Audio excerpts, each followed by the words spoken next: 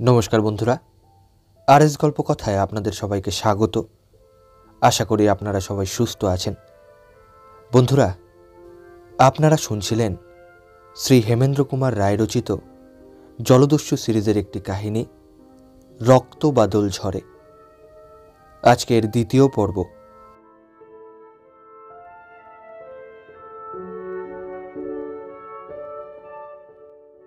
এইবারে আমরা যে ভয়ঙ্কর ও অতুলনীয় বোম্বেটের কথা আরম্ভ করব তার নাম হচ্ছে ফ্রান্সিস লোলোনেজ, যাতে ফরাসি। রোমাঞ্চকর তার কাহিনী। ফ্রান্স থেকে নির্বাসিত হয়ে সে ওয়েস্ট ইন্ডিজে আসে। মেয়াদ ফুরিয়ে গেলে পর ছাড়া পায়, কিন্তু তারপর সে আর স্বদেশে ফিরে না গিয়ে হাইতি দ্বীপে এসে আশ্রয় নেয়। প্রথমে হয় শিকারি, তারপর বোম্বেটে। তার ভবিষ্যৎ জীবন কি ভয়াবহ হবে এবং সে যে কত প্রলয়কাণ্ডের অনুষ্ঠান করবে, কর্তৃপক্ষ যদি তা কল্পনাও করতে পারতেন তাহলে কখনোই তাকে মুক্তি ও স্বাধীনতা দিতেন না। বোম্বেটে রূপে সে হয়ে উঠেছিল মূর্তিমান নরপিশাচ, অথচ তার সাহস, বুদ্ধি, বীরত্ব, উৎসাহ ও উদ্যম ছিল অসাধারণ। মানুষ এসব দুর্লভ গুণের জন্যে আজন্ম সাধনা করে, কিন্তু অপাত্রে এসব গুণ যে কতটা সাংঘাতিক হতে পারে, লোলোনেজ হচ্ছে তার উজ্জ্বল দৃষ্টান্ত। টর্টুগা দ্বীপ তখন ফরাসিদের অধিকারে এসেছে। সেখানকার লাটো ফরাসি। তখন স্পানিয়ারদের সঙ্গে ফরাসিদের সম্পর্ক ছিল সাপ আর নেউলের সম্পর্ক। আগেই বলেছি, এখানকার লাটেরা প্রায় সাধু মানুষ হতেন না। তারা নিজেরাই বোম্বেটে পুষতেন। টর্টুগার ফরাসি লাট লোলোনেজকে বুদ্ধিমান ও সাহসী দেখে তার উপরে দয়া করলেন, অর্থাৎ তাকে একখানা জাহাজ ও লোকজন দিয়ে কাপ্তেন করে দিলেন। তারপর কাপ্তেন লোলোনেজ সমুদ্রের নীল জলে নিজের অদৃষ্ট পরীক্ষা করতে বেরুল। কিন্তু সেও যদি তখন নিজের ভবিষ্যৎ কল্পনা করতে পারত, তাহলে সভয়ে এ পথ ছেড়ে ফিরে আসত। অদৃষ্টকে আগে থাকতে দেখা গেলে পৃথিবীর অনেক দুঃখই ঘুচে যেত। মানুষ এমন অন্ধের মতো বিপথে ঘুরে মরত না। প্রথম কিছুকাল বেশ সুখেই কাটল। লোলোনেজ ওপরোপরি স্পানিয়ারদের কয়েকখানা ধনরত্নে ও বাণিজ্যদ্রব্যে পরিপূর্ণ জাহাজ দখল করে ডাক সাইটে নাম কিনে ফেললে। কিন্তু সঙ্গে সঙ্গে স্পানিয়ারদের ওপরে তার ভীষণ নিষ্ঠুরতার কাহিনীও চারিদিকে ছড়িয়ে পড়ল। তারা বুঝলে আবার এক মারাত্মক আপদের আবির্ভাব হয়েছে। তখন তারাও মরিয়া হয়ে উঠল। লোলোনেজ তাদের আক্রমণ করলে তারা আর সহজে আত্মসমর্পণ করতে চাইত না, কারণ তারা বুঝে নিয়েছিল যে লোলোনেজের কাছে তাদের ক্ষমা নেই। সে তাদের কয়েদ করতে পারলে বিষম যন্ত্রণা দিয়ে প্রাণবধ না করে ছাড়বে না। তার চেয়ে লড়াই করে বা জলে ডুবে মরা ঢের ভালো। তারপরই লোলোনেজ অদৃষ্টের কাছ থেকে প্রথম ধমক খেলে। আচম্বিতে একদিন নাবিকদের সবচেয়ে বড় শত্রু ঝড় এসে তার জাহাজ ডুবিয়ে দিলে। সে আর তার সঙ্গীরা সমুদ্রের কবল থেকে কোনো গতিকে বাঁচল বটে, কিন্তু ব্রেজিলিয়ানোর মতো সেও তীরে উঠে স্তম্ভিত নেত্রে দেখলে দলে দলে স্পানিয়ার্ড অস্ত্রশস্ত্র নিয়ে তেড়ে আসছে দলবদ্ধ জমের মতো। যুদ্ধ হলো, কিন্তু শত্রুরা দলে এত ভারী ছিল যে লোলোনেজের সঙ্গীরা অধিকাংশই প্রাণ হারালে। যারা বাঁচল বন্দী হল। লোলোনেজও আহত হল, কিন্তু চালাকির জোরে শত্রুদের চোখে ধুলো দিলে। নিজের ক্ষতের রক্তের সঙ্গে তাড়াতাড়ি সমুদ্র তীরের বালি মিশিয়ে সে তার মুখে ও দেহের নানা জায়গায় মাখিয়ে ফেললে এবং বোম্বেটেদের মৃতদেহের সঙ্গে মিশিয়ে মরার মতো মাটিতে পড়ে রইল। শত্রুরা তাকে মৃত মনে করে চলে গেল। লোলোনেজ তখন উঠে বনের ভিতর গিয়ে ঢুকল। আগে নিজের দেহের ক্ষতস্থানগুলো যেমন তেমন করে ব্যান্ডেজ করে ফেললে। তারপর এক শহরে গিয়ে স্পানিয়ার্ডের ছদ্মবেশ গ্রহণ করলে। স্পানিয়ার্ডরা অনেক কৃতদাস রাখত। কয়েকজন কৃতদাসের সঙ্গে তার আলাপ হলো এবং দিন কয়েকের ভিতরেই সে আলাপ জমিয়ে তুলল রীতিমতো। সে তাদের বললে, তোমরা যদি আমার কথা শোনো তাহলে আমি তোমাদের স্বাধীন করে দেব। তোমাদের মনিবের একখানা নৌকো চুরি করে আমার সঙ্গে চলো, আমি তোমাদের রক্ষা করব। অবশেষে তারা রাজি হয়ে গেল এবং একখানা নৌকো চুরি করে লোলোনেজের সঙ্গে জলপথে বেরিয়ে পড়ল।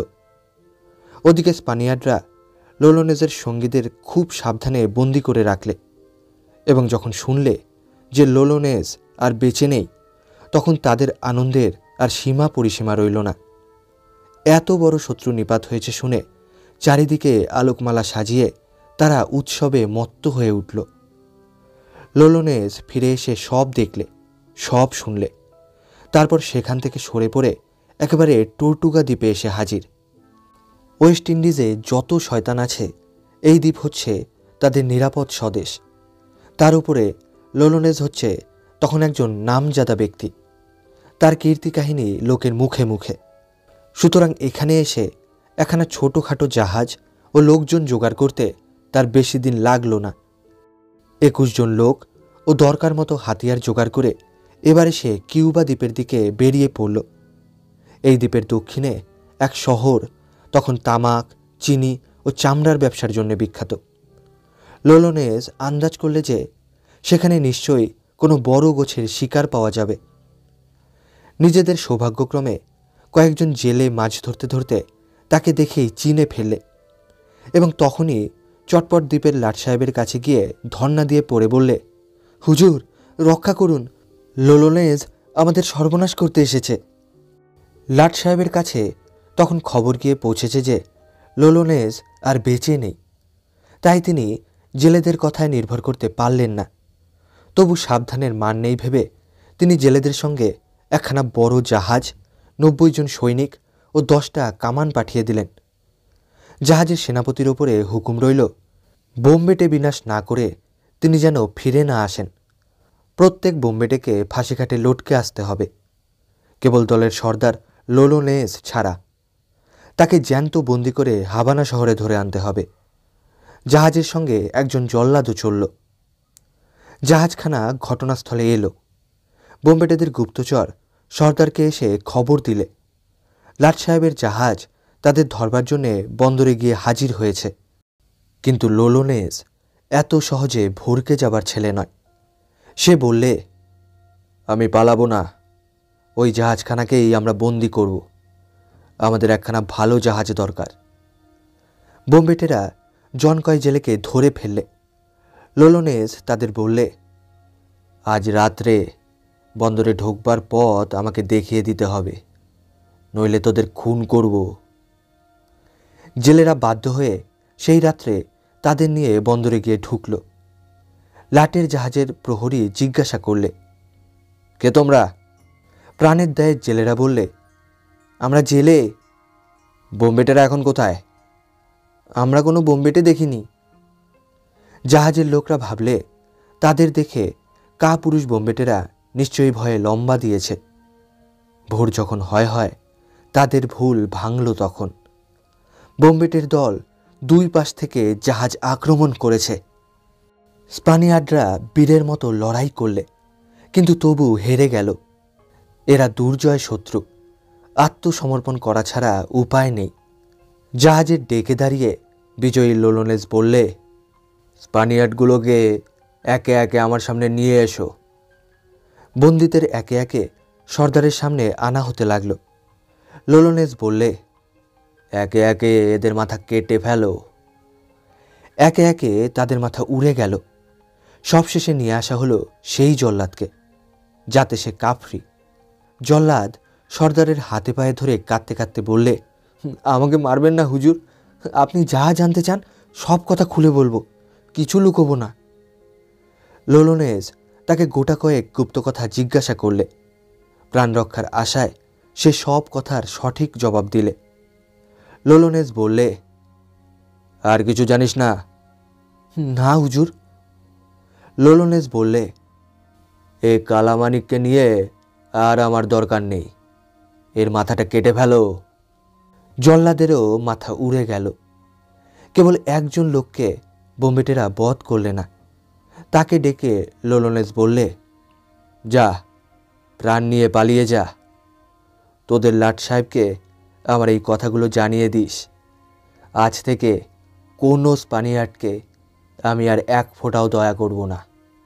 লাট সাহেব আমাদের ওপরে যে অসীম দয়া প্রকাশের চেষ্টা করেছিলেন তাও আমি কখনো ভুলব না। আমি খুব শীঘ্রই তার উপরে ঠিক সেই রকম দয়া দেখাবার জন্য ফিরে আসব।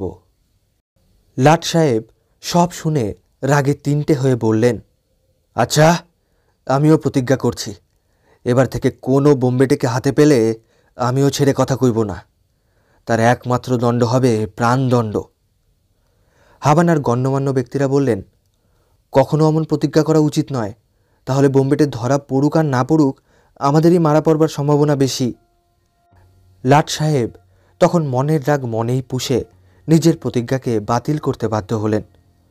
লোলোনেজ কিছুদিন ধরে সমুদ্রের এ বন্দর থেকে ও বন্দরে জাহাজ নিয়ে ঘুরে বেড়ালে এবং একখানা খুব মূল্যবান জাহাজকেও বন্দি করলে। তার ভিতরে অনেক সোনার উপর তাল ছিল। তারপর রীতিমতো ধনির মতো সে আবার বোম্বেটে দ্বীপে অর্থাৎ টর্টুগায় ফিরে এলো। সেখানকার বাসিন্দারা মহা সমারোহে তাকে সংবর্ধনা করলে। লোলোনেজের মাথার ভিতরে তখন এমন এক বিরাট ফন্দির উদয় হয়েছে, এতদিন বোম্বেটে জগতে যা কল্পনাতীত ছিল। বোম্বেটে বলতে বোঝায় জলপথে যারা ছোটোখাটো নৌকা, বজরা বা বড়জোর জাহাজ লুট করে, সেই লুটের মাল নিয়েই তারা খুশি হয়ে গা ঢাকা দেয়। কিন্তু লোলোনেজের উচ্চাকাঙ্ক্ষা এইটুকুতেই তৃপ্ত হয়ে থাকতে পারলে না। সে দেখাতে চায় ইচ্ছা করলে বোম্বেটেরাও কত অসামান্য কাজ করতে পারে। তার ফন্দি হচ্ছে এই লুটের মাল বেচে এবারে সে অনেকগুলো জাহাজ কিনে প্রকাণ্ড এক নৌবাহিনী গঠন করবে। তার অধীনে বোম্বেটে সৈন্যের সংখ্যা হবে অন্তত 500। তারপর সে ওয়েস্ট ইন্ডিজের নানা স্পেনীয় রাজ্যে হানা দিয়ে গ্রাম ও ছোট বড় নগর লুণ্ঠন করবে। তার উচ্চাকাঙ্ক্ষা অত্যন্ত উচ্চ। স্পেন রাজ্যের বিরুদ্ধে যুদ্ধ ঘোষণা। স্পেন সাম্রাজ্য সে সময়ে পৃথিবীর মধ্যে সবচেয়ে শ্রেষ্ঠ ছিল। ইউরোপের কোনো শক্তি তার কাছে পাত্তা পেত না। বোম্বেটে দ্বীপও লোলোনেজের এ অসম্ভব প্রস্তাব শুনে আনন্দে ও উৎসাহে উচ্ছ্বসিত হয়ে উঠল। মারিত গন্ডার, লুটিত ভাণ্ডার। বোম্বেটে দ্বীপের সমস্ত বোম্বেটের কাছে খবর গেল, স্পেন রাজ্য লুণ্ঠনে মহাবীর লোলোনেজ তোমাদের আহ্বান করছেন। মরার খোঁজ পেলে দলে দলে শকুনি যেমন আকাশ ছেয়ে উড়ে আসে, অ্যাডমিরাল লোলোনেজের কালো পতাকার তরায় চারিদিক থেকেই তেমনি করে ডাকাত, বোম্বেটে ও হত্যাকারীর দল ছুটে আসতে লাগল। এখন বোম্বেটে দ্বীপে আর একজন মস্ত মাতব্বর ব্যক্তি বাস করে। তার নাম মাইকেল ডি বাস্কো, আপাতত মেজরের পদে অধিষ্ঠিত। ইউরোপের সমুদ্রেও আগে সে বড় একজন বোম্বেটে বলে নাম কিনেছিল। আজকাল অনেক টাকা রোজগার করে বক ধার্মিক সেজে পায়ের উপরে পা দিয়ে পরম আরামে বসে বসে খাচ্ছে। কিন্তু লোলোনেজের বিপুল আয়োজনে প্রচুর লাভের সম্ভাবনা দেখে সে আবার ভালো মানুষের মুখোশ খুলে রাখলে। লোলোনেজের কাছে গিয়ে বাস্কো বললে, অ্যাডমিরাল, ওয়েস্ট ইন্ডিজের সমস্ত পথঘাট আমার নখদর্পণে। তুমি যদি আমাকে প্রধান ক্যাপ্টেনের পদ দাও, আমি তাহলে তোমাকে সাহায্য করতে পারি। লোলোনেজ এত বড় একজন জাদ্রেল ও শক্তিশালী লোককে পেয়ে তখনই রাজি হয়ে গেল। বাস্কোকে সে কেবল প্রধান ক্যাপ্টেন নয়, স্থলপথেও নিজের ফৌজের সেনাপতির পদে নিযুক্ত করলে।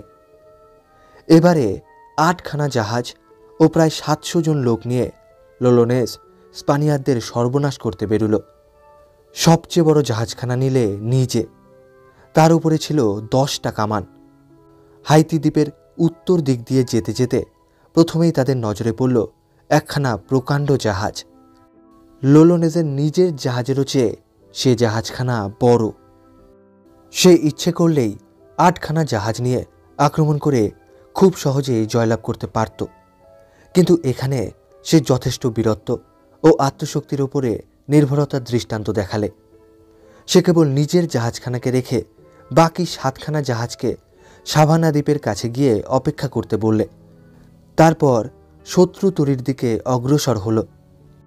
স্পানিয়ার্ডরা বোম্বেটে জাহাজকে আসতে দেখেও ভয় পেলে না, কারণ তাদের জাহাজে 16টা কামান ও 50 জন সৈনিক ছিল। এই দুঃসাহসী হলো তাদের কাল। যুদ্ধ হলো 3 ঘন্টা ধরে। তারপর স্পানিয়ারদের সমস্ত শক্তি উবে গেল। জাহাজ, ধনরত্ন ও মালপত্তর বোম্বেটেদের হস্তগত হলো। বন্দীদের কি দশা হলো প্রকাশ পায়নি। খুব সম্ভব তাদের কারুর কাঁধের ওপরে কেউ আর মাথা বলে কোনো জিনিস দেখতে পায়নি। অধিকৃত জাহাজখানা নিয়ে লোলোনেজ সানন্দে সাভানা দ্বীপের দিকে নিজের নৌবাহিনীর খোঁজ করতে গেল। আনন্দের ওপরে আনন্দ। সেখানে গিয়ে শোনে তারাও একখানা ধনরত্নে পরিপূর্ণ জাহাজ হস্তগত করেছে। লোলোনেজ বললে, আমাদের যাত্রা শুভ দেখছি। গাছে না উঠতেই এক কাঁদি। সে আবার বোম্বেটে দ্বীপে ফিরে এলো। আগে তাড়াতাড়ি ধনরত্ন মালপত্তর বিলি করবার ও দ্বীপের লাটকে ঘুষ দেবার ব্যবস্থা করলে। আরও নতুন লোকজন নিলে। তারপর যে শত্রু জাহাজ দখল করেছিল সেখানাকে নিজে নিয়ে আবার সদলবলে যাত্রা শুরু করলে। এবারে তার দৃষ্টি বিখ্যাত মারাকেবো নগরের দিকে। মারাকেবো হচ্ছে দক্ষিণ আমেরিকার ভেনেজুয়েলা প্রদেশের একটি বন্দর নগর। এখান থেকে এখন কফি, চিনি, রবার, কাঠ, চামড়া, নানা ধাতু ও কুইনিন প্রভৃতি চালান দেওয়া হয়। তখনও এই শহরটি প্রসিদ্ধ ব্যবসায় প্রধান স্থান ছিল। এর উত্তরে আছে 75 মাইল বিস্তৃত ভেনেজুয়েলা উপসাগর ও দক্ষিণে আছে বৃহৎ মারাকেবো হ্রদ। এর বর্তমান লোকসংখ্যা 74,000। কিন্তু যখনকার কথা বলছি তখন এই শহরের লোকসংখ্যা এত বেশি ছিল না। লোলোনেজ এই শহরের কাছে এসে নোঙ্গর ফেললে। তারপর সদল বলে ডাঙ্গায় গিয়ে নামল। শহরে যাবার পথেই পড়ে এক কেল্লা। তাকে এড়িয়ে যাওয়া সম্ভব নয় জেনে সে যুদ্ধ করবার জন্যে প্রস্তুত হতে লাগল। কিন্তু দ্বীপের লোকরাও অপ্রস্তুত ছিল না। লোলোনেজের শনির দৃষ্টি যে তাদের উপরে পড়েছে এ খবর তারা আগেই পেয়েছিল। বোম্বেটের দল কেল্লার দিকে আসছে শুনে সেখানকার লাট একদল সৈন্যকে জঙ্গলের ভিতরে লুকিয়ে থাকবার জন্যে পাঠিয়ে দিলেন। তাদের উপরে হুকুম রইল, কেল্লার সৈন্যরা যখন বোম্বেটেদের সম্মুখ থেকে আক্রমণ করবে তখন তারা তাদের আক্রমণ করবে পিছন দিক থেকে। দুদিক থেকে আক্রান্ত হলে পর বোম্বেটেদের জনপ্রাণীও আর প্রাণ নিয়ে ফিরে যেতে পারবে না। বন্দোবস্ত খুব ভালো, কিন্তু দুঃখের বিষয় লোলোনেজও ঘুমিয়েছিল না। সব খবরই সে জানতে পেরেছিল যথাসময়ে। সেও নিজের একদল লোককে জঙ্গলের ভিতরে পাঠিয়ে দিলে এবং তারা এমন বিক্রমে ও সবেগে শত্রুদের আক্রমণ করলে যে একজন স্পানিয়ার্ডও আর কেল্লার ভিতরে ফিরে যেতে পারলে না। তারপর তারা কেল্লার দিকে অগ্রসর হল। কেল্লার সৈন্যেরা পাঁচিলের ওপর বড় বড় 16টা কামান বসিয়ে তাদের অভ্যর্থনা করবার জন্যে প্রস্তুত হয়েছিল। বোম্বেটেরা বারবার কেল্লার দিকে এগিয়ে যায়, কিন্তু 16টা তোপের প্রতাপে বারবার ফিরে আসে। তাদের সঙ্গে তোপও ছিল না, বন্দুকও ছিল না। তাদের সম্বল খালি পিস্তল ও তরবারি।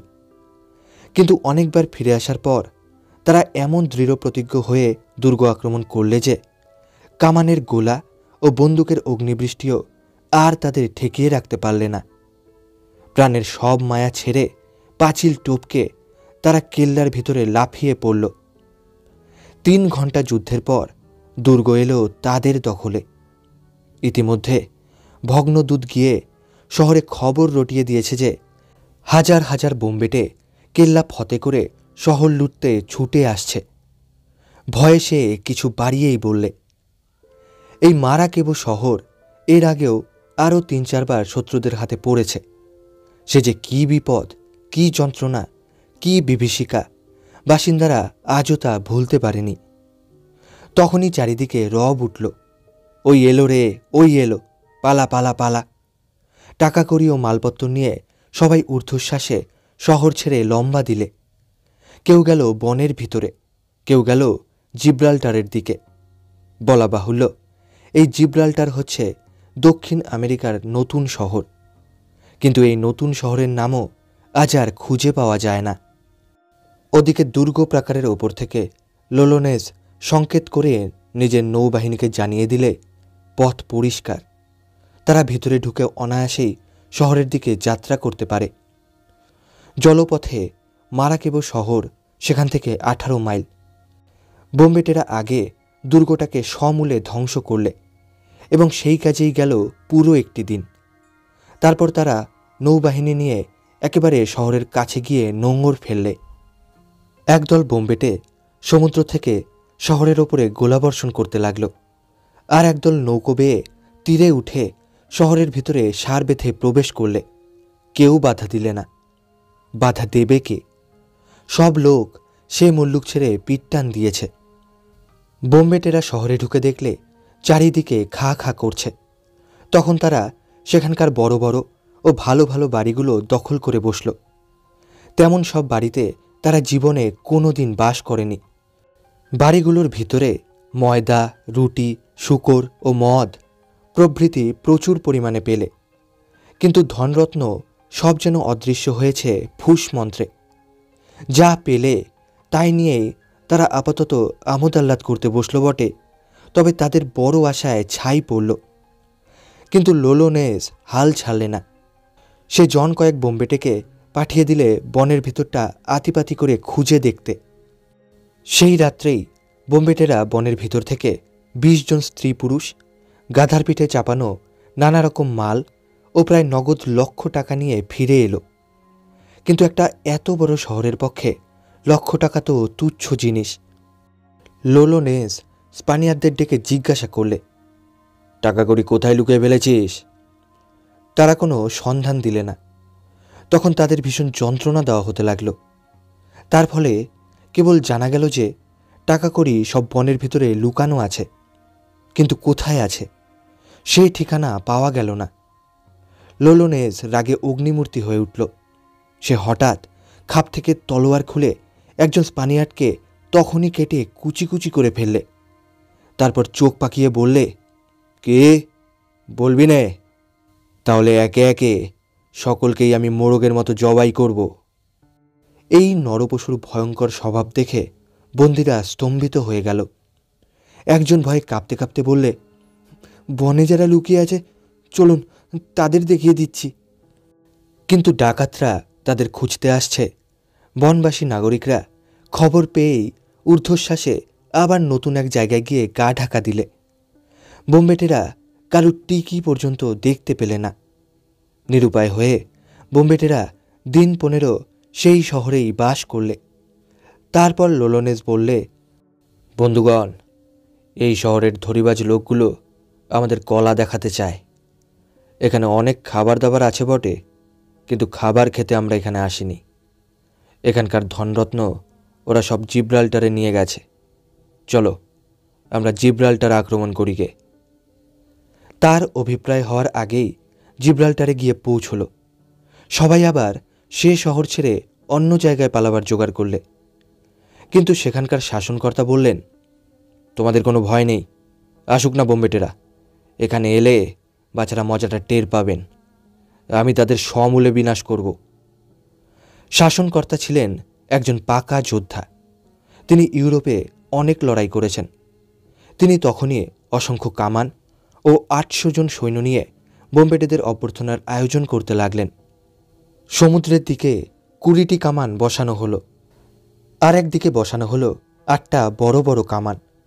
শহরে যাবার একটি রাস্তা খুব শক্ত বেড়া দিয়ে বন্ধ করা হলো, আর একটা রাস্তা খুলে রাখা হলো। তাতে এমন পুরু পাক ও কাদা ছিল যে সেখান দিয়ে পথ চলাচল করা প্রায় অসম্ভব। সে পথে যারা আসবে, সৈন্যদের অগ্নিবৃষ্টিতে তাদের অবস্থা হবে শোচনীয়। বোম্বেটেরা যথাসময়ে নগর থেকে খানিক তফাতে এসে দেখলে শহরের ওপরে স্পেন রাজের পতাকা উঠছে সগর্বে, এবং স্পানিয়ার্ডরা শ্রেণীবদ্ধ হয়ে তাদের অপেক্ষায় দাঁড়িয়ে আছে। এরা যে যুদ্ধের জন্যে এমন বিপুল আয়োজন করবে, লোলোনেস তা কল্পনাও করতে পারেনি। কিন্তু এই জন্যে সে ভীত হল না। দলের মাথাওয়ালা লোকদের ডেকে পরামর্শ করতে বসল। পরামর্শ হচ্ছে এই যে, স্পানিয়ার্ডরা যখন উচিত মতো আত্মরক্ষা করবার জন্যে এত বেশি সময় পেয়েছে এবং তাদের সৈন্য সংখ্যাও যখন এমন অসামান্য, তখন তাদের আর আক্রমণ করা উচিত কিনা। লোলোনেস বললে, কিন্তু তবু আমি হতাশ হবার কারণ দেখি না। তোমরা অনায়াসেই বুক বেঁধে দাঁড়াতে পারো। বীর পুরুষের মতো আত্মরক্ষা করবার শক্তি আমাদের আছে। আমি তোমাদের সর্দার। আমি যা বলি তাই করো। এর আগেও আজকের চেয়ে কম লোক নিয়ে আমরা এর চেয়েও বড় বিপদকে এড়াতে পেরেছি। শত্রুরা দলে যত ভারী হবে, আমাদের গৌরবও তত বাড়বে। বোম্বেটেদের ধারণা ছিল যে মারা কেবল সমস্ত ধনরত্নই এইখানে সরিয়ে ফেলা হয়েছে। অতএব তারা এক বাক্যে বললে, সর্দার, তুমি যা বলবে আমরা তাই করব। তুমি যেখানে যাবে আমরা সেইখানেই যাব। লোলোনেজ বজ্র গম্ভীর স্বরে বললে, সাবাস, কিন্তু শুনে রাখো, তোমাদের মধ্যে যে কেউ একটু ভয় পাবে, আমি তাকেই নিজের হাতে গুলি করে মেরে ফেলব। প্রায় 400 বোম্বেটে যুদ্ধের আগে পরস্পরের সঙ্গে করমর্দন করে বিদায় নিলে। সেদিন যে কার জীবনের শেষ দিন তা কে জানে। লোলোনেজ সকলকার আগে গিয়ে দাঁড়িয়ে নেতার স্থান অধিকার করলে। তারপর শূন্যে তরবারি তুলে দৃপ্ত কণ্ঠে বললে, ভাই সব, এসো আমার সঙ্গে, মাভৈ। সকলে তার অনুসরণ করলে। প্রথম পথে গিয়ে তারা দেখলে তা এমনভাবে বন্ধ যে এগুবার কোনো উপায় নেই। দ্বিতীয় পথ হচ্ছে পাক ও কাঁধাভরা পথ। সেটা স্পানিয়ারদের ফাঁদ।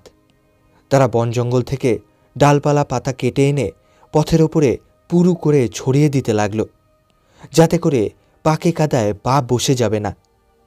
ইতিমধ্যে স্পানিয়ারদের কামান ও বন্দুক এমন ভীষণ গর্জন করতে লাগল যে বোম্বেটেরা পরস্পরের গলার আওয়াজ পর্যন্ত শুনতে পেলে না। কিন্তু সেই ভয়াবহ গুলিগোলা বৃষ্টির ভিতর দিয়েও তারা নির্ভয়ে ও অটল পদে সমান অগ্রসর হতে লাগল। অবশেষে তারা শুকনো মাঠের উপরে এসে পড়ল। এখানে আরও 6টা বড় বড় নতুন কামান অগ্নি উদ্গার করতে আরম্ভ করলে। ধোঁয়ায় ধোঁয়ায় চারিদিক অমাবস্যার চেয়ে অন্ধকার। তার উপরে শত্রুরা আবার দুর্গ ছেড়ে বেরিয়ে এসে সবেগে তাদের আক্রমণ করলে। সে এমন প্রবল আক্রমণ যে বোম্বেটেরা পিছু না হটে পারলে না। তাদের দলের অনেক লোক হত ও আহত হয়ে রক্তাক্ত মাটির উপরে লুটোতে লাগল। বোম্বেটেরা বনের ভিতর অন্য কোনো নতুন রাস্তা আবিষ্কারের চেষ্টা করলে, কিন্তু রাস্তা কোথাও নেই। শত্রুরা আর কেল্লা ছেড়ে বেরুবার নামও করলে না, কিন্তু আড়াল থেকে সমান গোলাগুলি চালাতে লাগল। লোলোনেজ তখন ভেবে চিনতে পৃথিবীতে সব দেশেই সুপরিচিত একটি পুরনো উপায় অবলম্বন করলে। সকলকেই দিলে হঠাৎ একসঙ্গে পালিয়ে যেতে হুকুম। তাদের ছত্রভঙ্গ হয়ে পালাতে দেখে স্পানিয়ার্ডরা মহা উৎসাহে বলে উঠল, ওরা পালাচ্ছে, ওরা পালাচ্ছে, এসো পিছনে পিছনে গিয়ে ওদের আমরা বধ করি। তারা সার ভেঙে বিশৃঙ্খল হয়ে বোম্বেটেদের পিছনে পিছনে তেড়ে এলো। স্পানিয়ার্ডরা যখন অতিরিক্ত উৎসাহের ঝোঁকে কামানের গোলার সীমানা ছাড়িয়ে এগিয়ে এসেছে, বোম্বেটেরা তখন সর্দারের হুকুমে আচম্বিতে আবার ফিরে দাঁড়াল এবং প্রচণ্ড বিক্রমে শত্রুদের ওপর ঝাঁপিয়ে পড়ল। বিষম হাতাহাতি লড়াই শুরু হলো। খানিক পরে দেখা গেল 200 স্পানিয়ার্ডের দেহ পৃথিবীকে বুকের রক্তে রাঙা করে ছেয়ে আছে এবং বাকি সবাই কেল্লার দিকে আসতে না পেরে বনের দিকে প্রাণের ভয়ে পলায়ন করছে।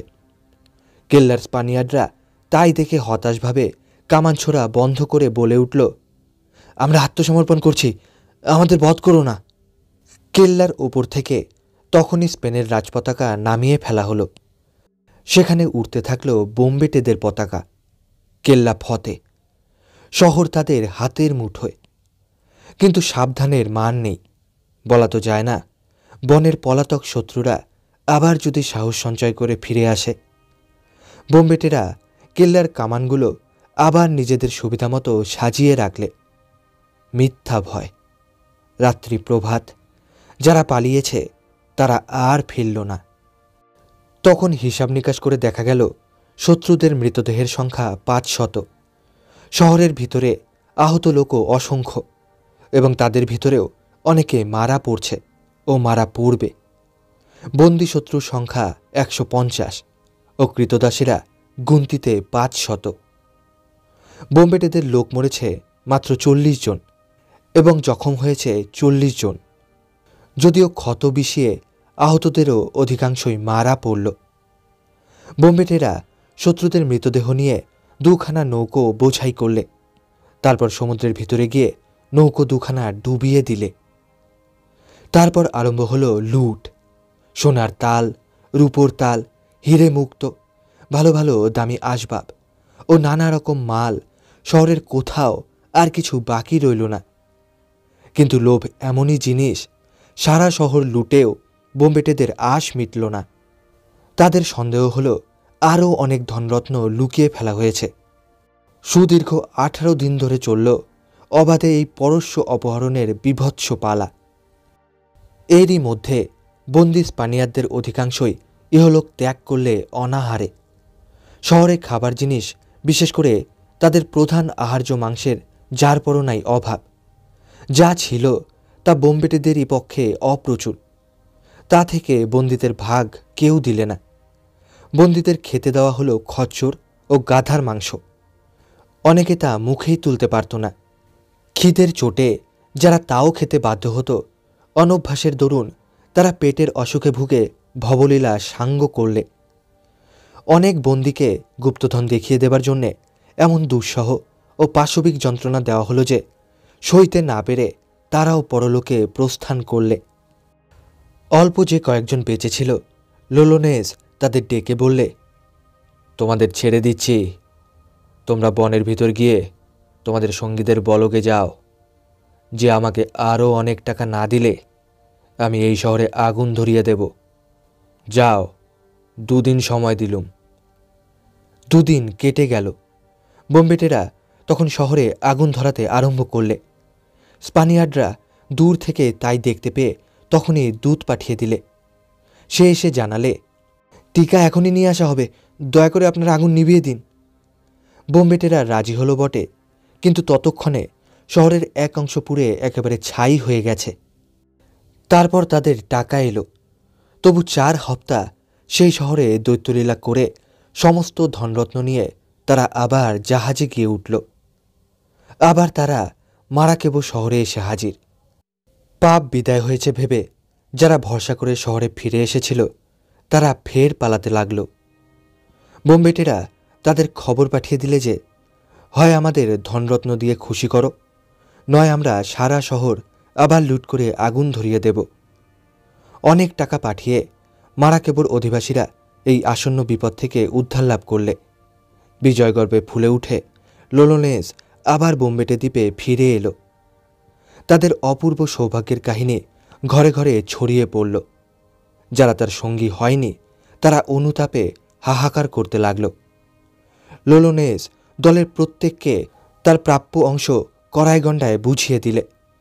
প্রত্যেকেরই রোগা পকেট মোটা হয়ে ফুলে উঠল। কিন্তু তারা এমনই লক্ষ্মী ছাড়া যে জুয়া খেলে আর মদ খেয়ে 2 হাতে টাকা ওড়াতে লাগল। সে পাপের ধন আর বেশি দিন রইল না। অল্পদিন পরেই তারা যে গরিব ছিল সেই গরিবই হয়ে পড়ল। তখন তারা আবার নতুন শিকারের খোঁজে বেরিয়ে পড়বার জন্যে আগ্রহ প্রকাশ করতে লাগল। সবাই বলে, সর্দার, আবার সাগরে জাহাজ ভাসাও। সর্দার বলে, তথাস্তু। বোম্বেটে দ্বীপে যদি ভালো গণৎকার থাকত তাহলে নিশ্চয়ই সে বলতো, লোলোনেজ, সাবধান, এবারে যাত্রা শুভ নয়। কিন্তু সে কথা সে কানে তুলত কি না সন্দেহ। নিয়তির সূত্র তাকে বাইরে টানছে। সে অনেক পাপ করেছে, এবারে প্রতিক্রিয়ার সময় এসেছে। ভবিষ্যৎ ভাববার সময় তার ছিল না। বর্তমানের ঔজ্জ্বল্যে সে অন্ধ। বোম্বেটে দ্বীপে তার চেয়ে বড় নাম আজ আর কারুর নেই।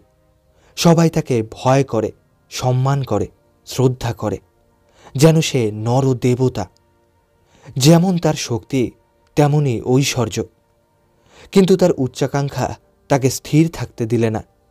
তাই আবার সে যেদিন সমুদ্রযাত্রা করবে বললে সেদিন সারা দেশে আনন্দ ও উৎসাহের বন্যা বইল। এবারে আর লোকজনের জন্যে তাকে একটুও মাথা ঘামাতে হলো না। লোলোনেজের সঙ্গী হয়ে বিপদে পড়তেও লোকের এত আগ্রহ যে তার দরজার সামনে উমেদার আর ধরে না। যত লোক সে চায় তার চেয়ে ঢের বেশি লোক এসে তার কাছে ধর্ণা দিয়ে পড়ল। লোলোনেজ নতুন করে 6খানা জাহাজ সাজালে। এবারে তার সঙ্গীর সংখ্যা হল 700। এর মধ্যে 300 জন আগের বারেও তার সঙ্গে গিয়েছিল। লোলোনেজ বললে, এবারে আমি নিকারাগুয়া জয় করতে যাব। আবার সমুদ্র। বাংলায় সমুদ্রের আরেক নাম রত্নাকর, এবং এই বোমপেটেদের পক্ষে সমুদ্র রত্নাকরই বটে। কিন্তু এবারে রত্নের এখনও দেখা নেই। তার উপরে অনুকূল বায়ুর অভাব। বোমপেটেদের জাহাজগুলো যেন অগ্রসর হতেই নারাজ। এইভাবে কিছুদিন কাটবার পরেই খাদ্যাভাব উপস্থিত হল। তখন বাধ্য হয়েই বোমপেটেরা প্রথম যে বন্দর দেখতে পেলে সেইখানেই জাহাজ নোঙ্গর করলে। সমুদ্র থেকে একটা নদী ডাঙার মধ্যে গিয়ে ঢুকেছে। নাম তার জাগুয়া। তার তীরে তীরে অসভ্য ও দরিদ্র লাল মানুষ বা রেড ইন্ডিয়ানের বাস। বোমপেটেরা নৌকোয় চড়ে সেই নদীর ভিতরে গেল এবং রেড ইন্ডিয়ান বেচারাদের পালিত পশু ও অন্যান্য মালপত্তর নিঃশেষে কেড়ে নিলে, নিজেদের খাদ্যাভাব দূর করবার জন্যে। কেবল তাইতেই খুশি হল না। তারা স্থির করলে যতদিন না অনুকূল বাতাস বয় ততদিন তারা আর বাহির সমুদ্রে যাবে না। এই দেশের যত শহর আর গ্রাম লুট করে সময় কাটাবে আর পকেট পূর্ণ করবে। তারা গ্রামের পর গ্রাম, শহরের পর শহর লুট করতে করতে পুয়ের্টে কাভালো নামে এক বন্দরে এসে হাজির হল। যদিও মূল গ্রন্থের এই নামটি সম্ভবত ভুল। মধ্য আমেরিকার সমুদ্র উপকূলে পুয়ের্টে কাভালো নামে কোনো বন্দরের সন্ধান পাওয়া যায় না। দক্ষিণ আমেরিকার ভেনেজুয়েলা প্রদেশের সমুদ্র উপকূলে ওই নামের একটা সমৃদ্ধিশালী বন্দর আছে। কিন্তু লোলোনেজ এবার এই অঞ্চলে আসেনি। খুব সম্ভব সে হন্ডুরাস উপসাগরের মুখে পুয়ের্টে কার্টোজ বন্দরে বাহিনী রেখে ভিতরে প্রবেশ করেছিল। কার্টোজ বন্দর থেকে প্রায় 36 মাইল ভিতর দিকে সান পেড্রো বা সেন্ট পিটার শহর এখনও বিদ্যমান রয়েছে। সেখানে স্পানিয়ারদের একটা আস্তানা ও একখানা বড় জাহাজ দখল করে তার মধ্যে আগুন জ্বালিয়ে দিলে, এবং এর মধ্যে তারা কত লোককে বন্দি করেছে, কত বন্দীকে অকথ্য যন্ত্রণা দিয়েছে ও কত বন্দীকে নিষ্ঠুরভাবে হত্যা করেছে তার আর সংখ্যা হয় না। লোলোনেজের প্রকৃতি অতি ভয়ঙ্কর। কারুর জীব সে নিজের হাতে টেনে বার করে ফেলে, কারুকে বা স্বহস্তে কেটে খণ্ড খণ্ড করে। যেখান দিয়ে তার দল পথ চলে সেখানটাই যেন ধুধু শ্মশান হয়ে যায়।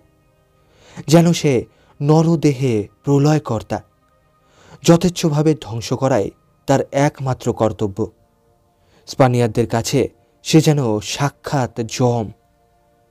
লোলোনেজের সঙ্গে আছে এখন 300 বোমবেটে। বাকি লোকজন ও জাহাজগুলি সে তার সহকারী মোসেস ফ্যানফিন নামে এক ওলন্দাজের তত্ত্বাবধানে সমুদ্র উপকূলে রেখে এসেছে। প্রায় 36 মাইল পথ হেঁটে লোলোনেজ সান পেড্রো বা সেন্ট পিটার শহরের কাছাকাছি একটা বনের ধারে এসে পড়ল। তার অত্যাচারে পাগলের মতো হয়ে স্পানিয়ার্ডরা বনের মধ্যে অপেক্ষা করছিল।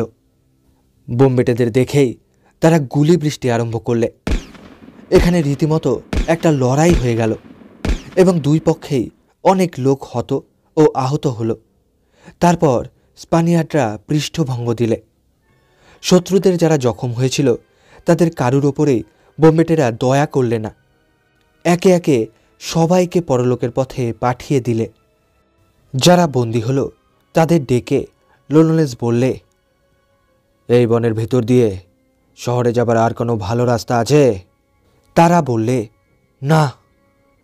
লোলোনেজ আবার গর্জন করে বললে, ভালো চাস তো এখনো বল। লোলোনেজের মগজে শয়তান জেগে উঠল। সামনেই যে স্পানিয়ার দাঁড়িয়েছিল ঘাড় ধরে তাকে কাছে টেনে আনলে, যেন সে তারই মতো মানুষ নয়, তুচ্ছ একটা বলির পশু মাত্র। ফস করে খাপ থেকে চকচকের তলোয়ারখানা বার করে ফেললে এবং সেই হতভাগ্য স্পানিয়ার্ডের বুকের ভিতরে তলোয়ারের ডগা ঢুকিয়ে দিয়ে মস্ত একটা ছিদ্রের সৃষ্টি করলে। তার মর্মভেদী আর্তনাদে কিছুমাত্র কান না পেতেই তারপর সেই তখনও জীবন্ত দেহের ছেঁদা করা বুকের মধ্যে নিজের হাত ঢুকিয়ে দিলে এবং তার নৃত্যশীল তপ্ত ও রক্তাক্ত হৃৎপিণ্ডটা সজোরে ছিনিয়ে নিয়ে নিজের মুখে পুরে পরম উপাদেয় খাদ্যের মতো কচকচ করে চিবোতে চিবোতে বললে, বল কোথায় রাস্তা আছে, নইলে তোদের হৃৎপিণ্ড আমার খাবার হবে। গল্পের রাক্ষস কি আজ মানুষ মূর্তিতে সম্মুখে দেখা দিয়েছে? না এ ভূত প্রেত পিশাচ? বন্দীদের হৃৎপিণ্ড যেন মহা আতঙ্কে বুকের ভিতরে মূর্ছিত হয়ে পড়ল। শিউরোতে শিউরোতে তারা প্রায় রুদ্ধস্বরে বললে, আমরা পথ দেখিয়ে দিচ্ছি, আমরা পথ দেখিয়ে দিচ্ছি।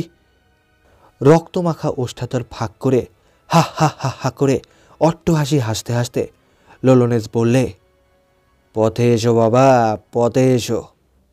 কোথায় পথ? কিন্তু কোথায় পথ? গভীর অরণ্য, গাছের পর গাছ জড়াজড়ি করে দাঁড়িয়ে আছে। তাদের পায়ের তলায় কাটা ঝোপ আর জঙ্গল, অজগর সাপ ও জাগুয়ার বাঘ ছাড়া সেখান দিয়ে আর কেউ আনাগোনা করে না। বন্দীরা ভয়ে ভেবরেই পথের নাম মুখে এনেছিল। আসলে সেখানে কোনো পথ ছিল না। দাঁতে দাঁত ঘষতে ঘষতে লোলনেস বললে, পথ নেই? আচ্ছা, স্পানিয়ার্ড কুত্তারা এই জন্য শাস্তি ভোগ করবে। লোলনেসের শাস্তি না জানিয়ে সে কি ভয়ানক। এদিকে ও অঞ্চলের স্পানিয়ার্ডরা বুঝলে এই দুর্ধর্ষ ও পাপিষ্ট বোম্বেটেদের জব্দ ও কাহিল করবার সবচেয়ে ভালো উপায় হচ্ছে বনের ভিতরে অতর্কিতে বারবার আক্রমণ করা। এমনই বারংবার আক্রমণের ফলে বোম্বেটেরা সত্যই মহা জ্বালাতন হয়ে উঠল এবং তাদের সংখ্যাও ক্রমেই কমে আসতে লাগল। কিন্তু বাধা পেয়েও শেষ পর্যন্ত তারা সেন্ট পিটার শহরের কাছাকাছি এসে পড়ল। এবার বিষম যুদ্ধ আরম্ভ হল। এই যুদ্ধে স্পানিয়ার্ডরা বড় বড় কামানও ব্যবহার করতে ছাড়লে না। কিন্তু যেই তারা কামান ছড়ে লোলনেসের আদেশে বোম্বেটেরা অমনি মাটির ওপরে শুয়ে পড়ে। তারপর গোলাগুলো তাদের ওপর হয়ে শূন্য দিয়ে চলে গেলেই তারা চোখের নিমেষে উঠে পড়ে শহরের দিকে এগিয়ে যায় এবং হই হই রবে বোমার পর বোমা ছুড়তে থাকে। বোমা ছুঁড়ে বহু শত্রু নিপাত করেও একবার স্পানিয়ার্ডদের প্রবল আক্রমণে চোখে সর্ষে ফুল দেখতে দেখতে বোম্বেটেরা ঊর্ধ্বশ্বাসে পালিয়ে এলো। কিন্তু লোলনেসের দৃপ্ত বাক্যে উত্তেজিত হয়ে আবার তারা ফিরে দাঁড়িয়ে তেড়ে গেল। তখন স্পানিয়ার্ডদের সব সাহস ও শক্তি ফুরিয়ে গিয়েছে। সাদা নিশান হাতে করে শত্রুদূত এসে জানালে, আমরা শহরের ফটক খুলে দিচ্ছি, কিন্তু এই শর্তে যে 2 ঘন্টার ভিতরে আমাদের উপরে কেউ কোনো অত্যাচার করতে পারবে না। আর বেশি লোকক্ষয় করতে না চেয়ে লোলনেস এই শর্তেই রাজি হয়ে গেল। শহরের ফটক খুলল। বোম্বেটেরা সার বেঁধে ভিতরে গিয়ে ঢুকল। লোলনেস আজ একটু ভদ্রতার পরিচয় দিলে। ঠিক 2টি ঘন্টা সে লক্ষ্মী ছেলের মতো হাত গুটিয়ে চুপটি করে বসে রইল। শত্রুরা দামি জিনিসপত্র নিয়ে দলে দলে সরে পড়ছে দেখেও নিজের শয়তানিকে সে চেপে রাখলে। হঠাৎ তার এ সাধুতা, এ দুর্বলতা কেন? এ অনুতাপ কি অন্তিমকালের হরিনামের মতো? ঠিক 2 ঘন্টার মধ্যে সৎ প্রবৃত্তির আনন্দ উপভোগ করে কুম্ভকর্ণ আবার ভীম হুঙ্কারে জেগে উঠল। লুট করো, বন্দি করো, হত্যা করো, 2 ঘন্টা কাবার। যারা তখনও পালাতে পারেনি তারা এবং শহরে তখনও যা অবশিষ্ট ছিল সমস্তই বোম্বেটেদের হস্তগত হল। কিন্তু সে এমন বেশি কিছু নয়। স্পানিয়ার্ডরা সন্ধ্যের 2 ঘন্টার রীতিমতো সদ্ব্যবহার করেছে। বোম্বেটেরা দিন কয় নগরেই বাস করলে এবং এ কয়দিন তাদের স্বভাবগত নিষ্ঠুরতার, কদর্যতার ও ভীষণতার পরিচয় দিতে কিছুমাত্র ত্রুটি করলে না। এখান থেকে যাত্রা করবার দিনে তারা শহরেও আগুন লাগিয়ে দিয়ে গেল। সেই সাংঘাতিক দেওয়ালি উৎসব শেষ হলে পর দেখা গেল আগে যেখানে শহর ছিল এখন সেখানে পড়ে রয়েছে শুধু বিরাট একটা ভস্মের পাহাড়। সেন্ট পিটার শহর ধ্বংস করে লোলনেস খোশ মেজাজে সমুদ্র তীরে ফিরে এলো। তার দলের যে সব লোক জাহাজ ও নৌকো নিয়ে সেখানে তার জন্য অপেক্ষা করছিল তাদের সঙ্গে মিলিত হয়ে সে আবার নতুন শিকারের সন্ধানে বেরিয়ে পড়ল। দু একদিন পরে গুয়েটামালা নদীর মোহনায় এসে বোম্বেটেরা খবর পেলে যে স্পানিয়ারদের একখানা জাহাজ সেখানে এসে উপস্থিত হবে। তারা সেই জাহাজের অপেক্ষায় দলে দলে সেখানে পাহারা দিতে লাগল। কোনো দল সাগরের বুকে ছোট ছোট দ্বীপে কাছিম ধরতে গেল, কোনো দল গেল সেখানকার রেড ইন্ডিয়ান ধীবরদের উপরে অত্যাচার করতে। সেখানকার রেড ইন্ডিয়ানরা তখন 100 বছর ধরে স্পানিয়ারদের অধীনে বাস করে আসছে। স্পানিয়ারদের চাকর বাকর দরকার হলে তারাই এসে কাজকর্ম করে দিয়ে যায়। স্পানিয়ার্ডরা তাদের খ্রিস্ট ধর্মে দীক্ষা দিয়েছিল। কিছুকাল তারা খ্রিস্ট ধর্মের নিয়ম পালন করে, কিন্তু স্পানিয়ার্ড প্রভুদের অধার্মিকের মতো ব্যবহার ও হিংস্র আর পশু প্রকৃতি দেখে খ্রিস্ট ধর্মে বোধহয় তাদের ভক্তি চটে যায়। তখন আবার তারা পিতৃপিতামহের ধর্মকে গ্রহণ করে। হিন্দুদের নাকি 33 কোটি দেবতা আছে, কিন্তু তাদের দেবতাদের সেন্সাস কখনো নেওয়া হয়েছিল কিনা জানি না। তবে রেড ইন্ডিয়ান দেবতারাও দলে খুব হালকা হবেন বলে মনে হয় না, কেননা তাদের ঘরে ঘরে নূতন নূতন দেবতার রকম বেরকম লীলা খেলা দেখা যায়। তাদের দেবতা নির্বাচনের একটা পদ্ধতির কথা বলি। পরিবারের মধ্যে যে মুহূর্তে একটি শিশু জন্মগ্রহণ করে, তারা তখনই তাকে নিয়ে বনের ভিতরে মন্দিরে গিয়ে উপস্থিত হয়। মেঝের উপরে মণ্ডলাকারে খানিকটা জায়গা খুঁড়ে তার মধ্যে পুরু করে ছাই বিছিয়ে দেয়। তারপরে সেই ছাইয়ের উপরে নবজাত শিশুকে শুইয়ে রেখে চলে আসে। মন্দিরের চারিদিকের সব দরজা খোলা থাকে। তার কাছে আর জনপ্রাণীও যায় না। যে কোনো হিংস্র জন্তু মন্দিরের মধ্যে প্রবেশ করতে পারে, কিন্তু কোনো মানুষ আসবার হুকুম নেই। সারা রাত এইভাবে কেটে যায়। সকালে শিশুর পিতা ও অন্যান্য আত্মীয়রা আবার মন্দিরের ভিতরে আসে। অনেক সময় দেখা যায় হিংস্র জন্তুর আক্রমণে বা অন্য কারণে শিশুর মৃত্যু হয়েছে। অনেক সময় দেখা যায় জীবন্ত ও অক্ষত শিশুকে। তখন সকলে ছাইয়ের ওপরে কোনো জন্তুর পদচিহ্ন আছে কিনা পরীক্ষা করে। পদচিহ্ন যদি না থাকে তবে সেই শিশুকে আবার সেখানে একলা রেখে যাওয়া হয়। আর যদি পদচিহ্ন থাকে তবে পরখ করে দেখা হয় সেগুলো কোন জন্তুর পদচিহ্ন। যে জন্তুর পদচিহ্ন সেখানে থাকবে সেই জন্তুই হবে শিশুর দেবতা, তার সারা জীবনের উপাস্য। এখন আবার বোম্বেটেরা কি করছে দেখা যাক। প্রায় 3 মাস পরে খবর এসেছে স্পানিয়ারদের জাহাজ বন্দরে দেখা দিয়েছে। সবাই সেই দিকে ছুটল। বড় যে সে জাহাজ নয়, প্রকাণ্ড আকার, ওপরে অনেক সৈন্য সামন্ত, 42টা কামান। কিন্তু এই সবের দিকে লোলোনেজ একটুও ভ্রুক্ষেপ করলে না। সে ভয়ের ধার ধারে না। বোম্বেটেরা একজোট হয়ে জাহাজখানাকে আক্রমণ করলে এবং জাহাজের 130 জন সৈন্য তাদের বাধা দেবার জন্যে কম চেষ্টা করলে না। তবু শেষকালে জিত হল বোম্বেটেদেরই। কিন্তু এত পরিশ্রম ও লোকক্ষয়ের পরে জাহাজ দখল করেও বোম্বেটেরা হতাশ হয়ে পড়ল। তার ভিতরে লুট করবার মতো বিশেষ কিছুই নেই। লোলোনেজ তখন পরামর্শ সভা আহ্বান করলে। সে বললে, এইবারে আমি গুয়াটেমালার দিকে যেতে চাই, তোমাদের মত কি? অনেকেই বললে, আমরা এবার এ দেশ ছেড়ে ফিরে যেতে চাই। লোলোনেজ বললে, কিন্তু আমি ফিরব না। যারা এ কথা বললে তাদের অধিকাংশই হচ্ছে নতুন লোক। লোলোনেজের পূর্ব অভিযানে তারা তার সঙ্গে ছিল না। গত অভিযানের ফল দেখে তারা ভেবেছিল বোম্বেটের জীবন হচ্ছে অত্যন্ত রঙিন। গাছ নাড়া দিলে যেমন ফল ঝরে, রাশি রাশি মোহর ঝরাও বুঝি তেমনই সহজ। কিন্তু তাদের লাখ টাকার স্বপ্নঘোর আজ ছুটে গেছে। তারা দলে রইল না। লোলোনেজের দলকে একেবারে হালকা করে দিয়ে বেশিরভাগ বোম্বেটেই কয়েকখানা জাহাজ নিয়ে সরে পড়ল। বনে বনে কাটা ঝোপে ঘুরে অনাহারে অল্পাহারে অনিদ্রায় কষ্ট পেয়ে ও স্পানিয়ারদের গরম গরম গুলি খেয়ে খেয়ে তাদের শখ ক্রমশ ঠান্ডা হয়ে এসেছিল। দল খুব ছোট হয়ে গেল। অন্য কেউ হলে এখানে আর থাকতো না, কিন্তু একগুঁয়ে লোলোনেজ গ্রাহ্যও করলেন না। সিংহের মতন তার মেজাজ নিষ্ঠুর, গর্বিত, অদম্য। সমুদ্রের কিনারে কিনারে বনের ভিতর দিয়ে বোম্বেটের দল চলেছে। খাদ্যাভাব হওয়াতে তারা বানর মেরে তারই মাংস ভক্ষণ করতে লাগল। তবু অজানার নেশায় পথ চলা তাদের থামল না।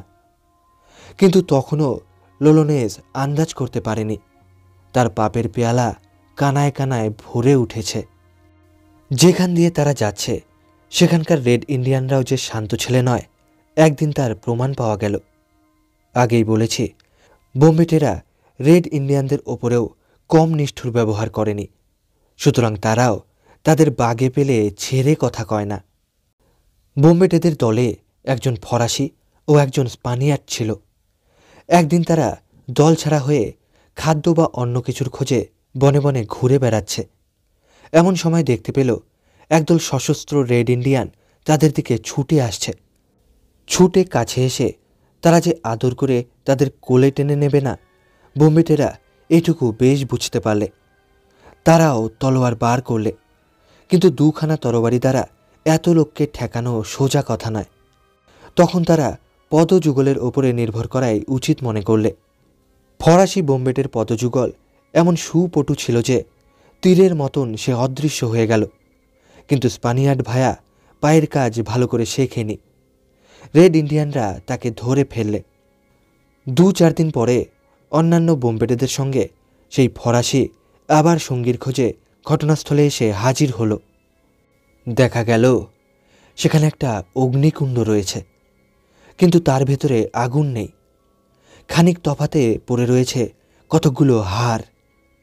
বোম্বেটেরা আন্দাজ করলে স্পানিয়ার্ড ভায়ার দেহ রোস্ট বানিয়ে রেড ইন্ডিয়ানরা উদর পরিতৃপ্ত করেছে।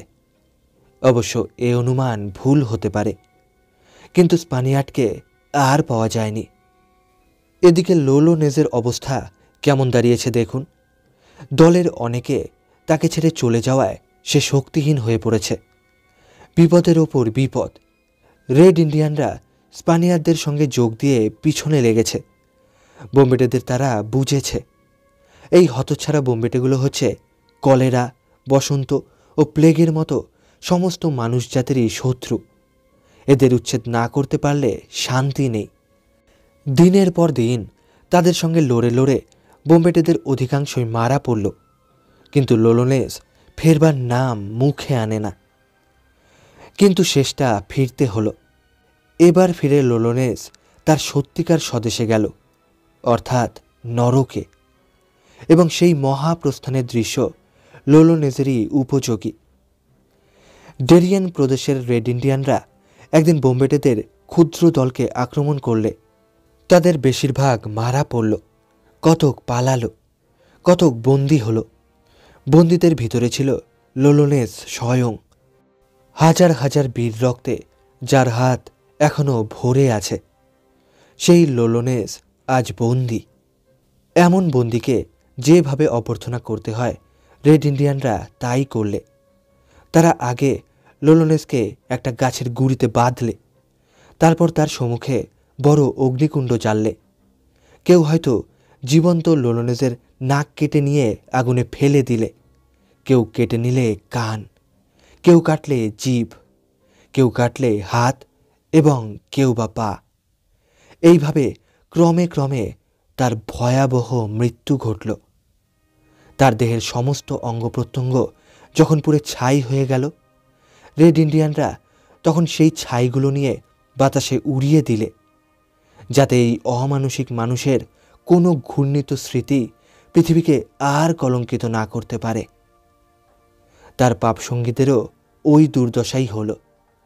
কেবল একজন অনেক সাধ্য সাধনার পর কোনো গতিকে শেষটা মুক্তি পেয়েছিল।